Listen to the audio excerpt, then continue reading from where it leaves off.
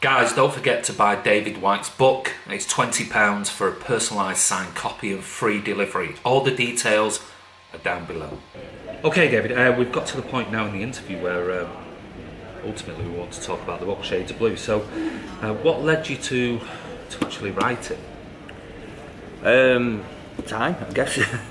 I think the biggest factor before why I'd never considered doing this before was the fact that my dad was alive, and obviously a big part of my life and a big part of the story within the book.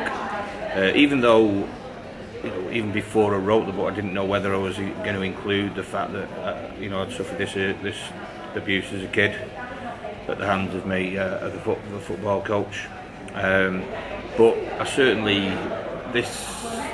my dad knew nothing about the abuse at all, and it was absolutely paramount to me that he never would learn anything about the abuse. So I'd never consider writing, because I was either going to lie, I was either going to write a lie, my dad was still alive, or I was going to write something that I didn't want my dad to know about. So it was just something I could never do. When did your dad die? My dad died. He died in April 2010. Okay. Pretty difficult circumstances, to be honest with you.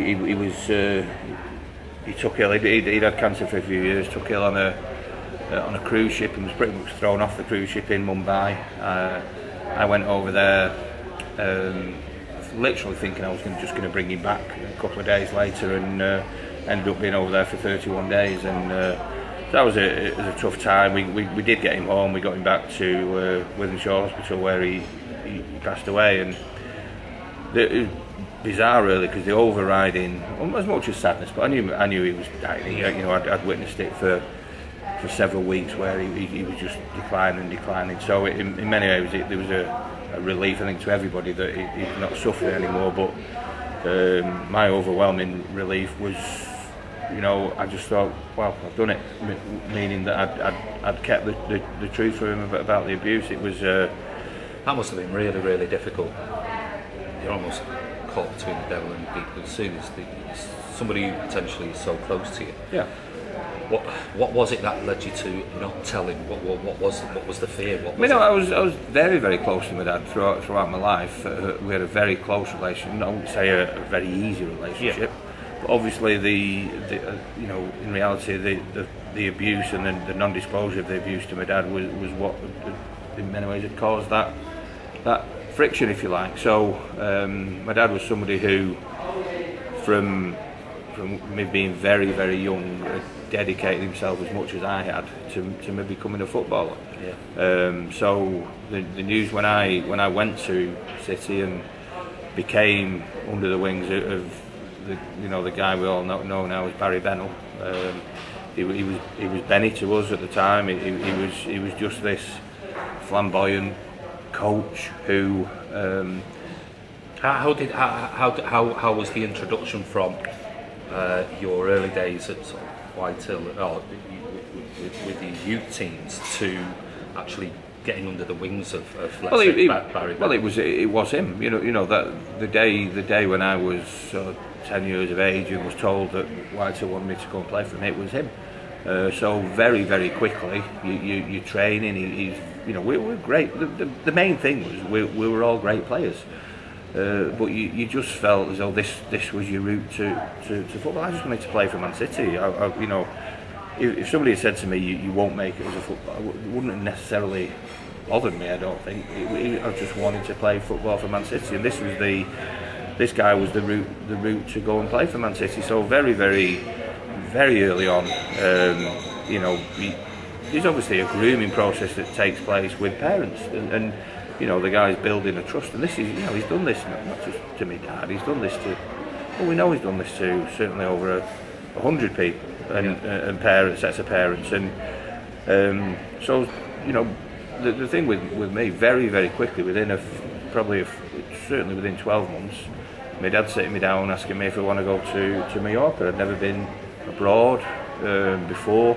And this 24-year-old coach wanted to take me and another young player to Majorca. We were going to do warm weather training. We were going to swim. We were going to keep fit. We were going to do practice skills, and then we're going to do some fun stuff. We're going to go, motorbiking and mountain and night fishing and things like that. All of which you now recognise as the grooming process. Grooming the process. I mean, I've read your book, and it's, as a City fan, it's fantastic to read the elements of your early career and things like that. But I mean, reading it also, some of the parts are a difficult read. They are even on there, but fascinating, absolutely fascinating in there. And you talk about the sort of call it the grooming process and things like that. There was there was a couple of points that I highlighted in there. Yeah. In particular, in the book, it's early on. It's when really your career came to an end at Sheffield United, and you'd been at training, and there was somebody said in your book, it says, as per usual, a couple of United fans, Sheffield United fans, were lingering outside the main entrance, sporting their red and white striped scarves. And somebody said that, saw you jogging around the pitch before, mate. Reckon you'll be back in the squad soon. And you sort of smiled and said, you never know. And then it says there that suddenly your Nokia started vibrating, and it was an unknown number, and your finger hovered over the red button for a second, and then you felt this impulse to answer it, and you went hello, and they said hi there, and said a voice at the end of the line, is that David White? And you said yes, it is. Who's speaking? And sorry to bother you, I'm calling from Cheshire Police. We're investigating former football coach Barry Bennell, and just wondering if I could ask you a few questions. And the last point of that chapter there says the world for a moment stopped turning. So I mean, that was early on. That was that was later on in your career. Yeah. But you mentioned your father, and you mentioned Bennell and the way that he potentially started grooming, and in particular you talk about some of the comments, and it was about the fact that they were introducing you to Bennell, and it was one of the guys in the book who played at Whitehill. And in this part here, you turn around, this kid is saying, come and play for this team, he's brilliant, lads, etc. And you mentioned this guy's name and said his words ricocheted around my head as I lay in bed that night. In my eyes, Manchester City was the promised land, and I was going to do all I humanly could to get there. So already that seed's been planted there, with your dad being a fan and you being a massive fan, and then you just mentioned about Majorca trip, and your dad saying to you in one part there when that came up, you need to make the most of this opportunity, David. How does it feel to be in Benny's good book, say you look superstar? And you just laughed and said, feels great. Clearly, at that time you didn't know what was about to happen. No, and we couldn't, and my dad couldn't, and because you just don't expect what subsequently happened, and ultimately that it was a myth, and it's the myth was that you're only, if you want to play for Man City, this is your only route to it. Nobody can.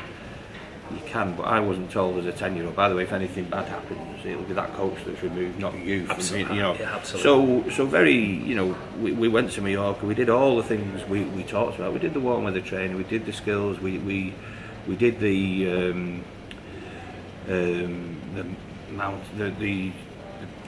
motorbiking and the bits on the night fishing. Yeah, and we went night fishing, and you're just creating this thing where this is dead scary, but I'm here for you, and then.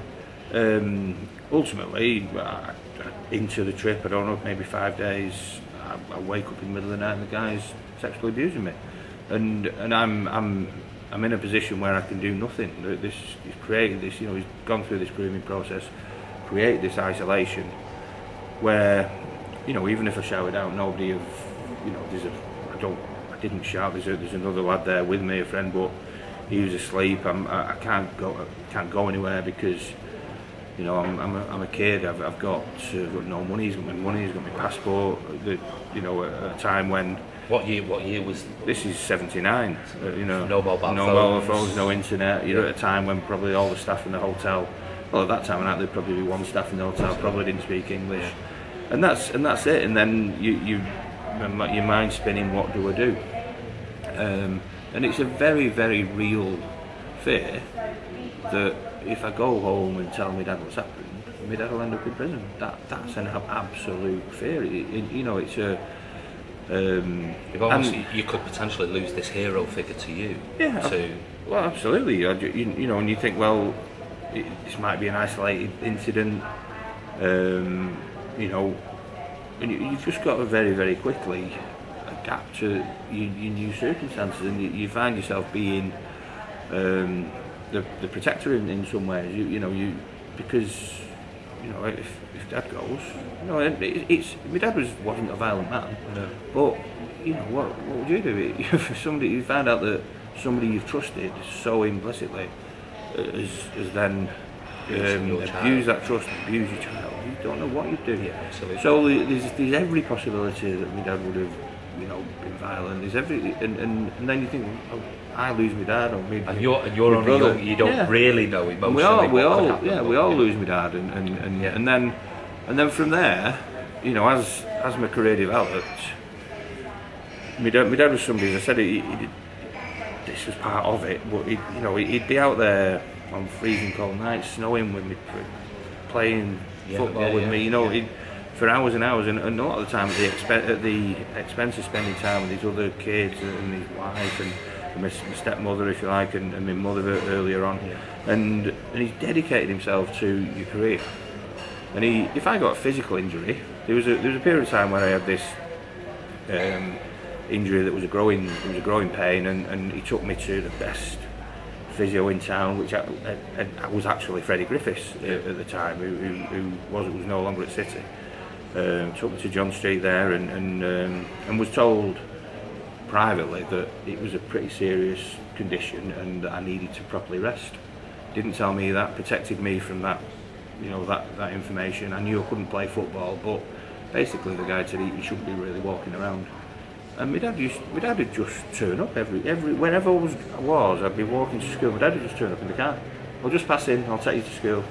And then I'd be coming out of school. I'd just pass in But all purposely planned. He didn't want you on your feet. Yeah, he didn't want me on my feet. But he didn't want me to have the fear. And so he'd go to any length to treat a physical injury.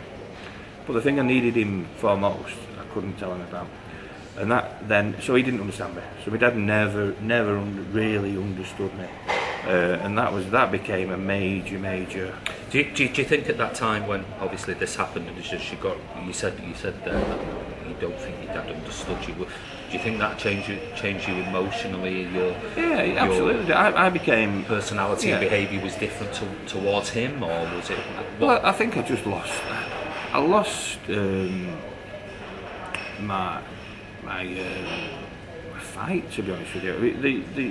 The day after the original abuse, I was playing Temping bowling. We'd gone playing Temping bowling, and Bennell was a horrible loser, and I just wanted to win.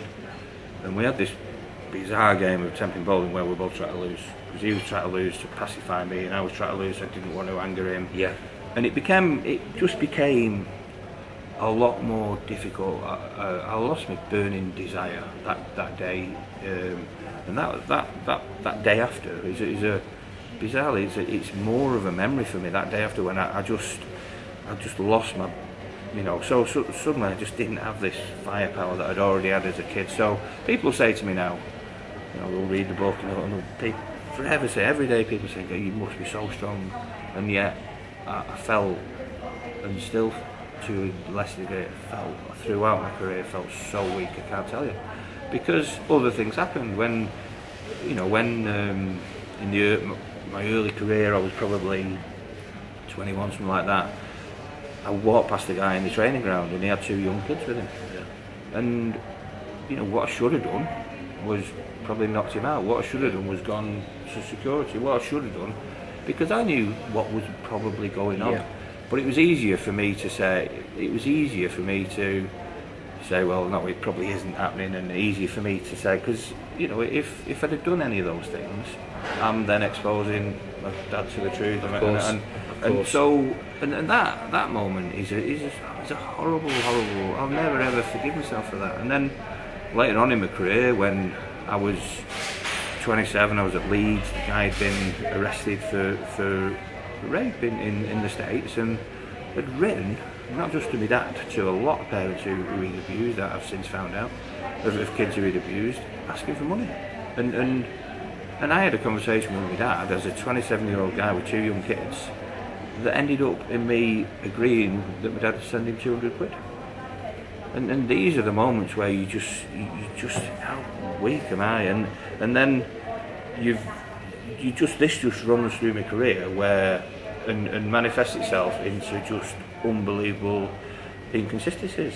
So I can watch myself play at Villa Park in '91 and think it will be. Yeah. And I was. And that day I'm hoping nobody minds me saying I was, because I could be. But far too often my confidence was so low, and my ability to be strong enough to get myself out of that was so low because I felt so weak, that it resulted in these inconsistencies that nobody ever understood, most being my dad.